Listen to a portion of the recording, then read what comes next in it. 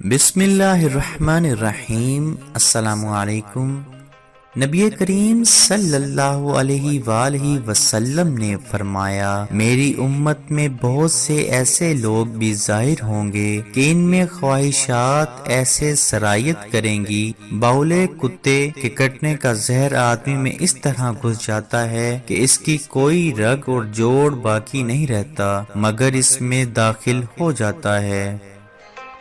نبی کریم صلی اللہ علیہ وآلہ وسلم نے فرمایا، تم لوگ پہلی امتوں کے طریقے کی قدم بقدم پیروی کرو گے یہاں تک کہ وہ لوگ کسی صحنہ گوہ کی ایک قسم کے سوراخ میں داخل ہوئے ہوں گے تو تم بھی اس میں داخل ہوگے۔ ہم نے پوچھا، یا رسول اللہ صلی اللہ علیہ وآلہ وسلم، کیا آپ کی مراد پہلی امتوں یہود و نصارہ ہیں؟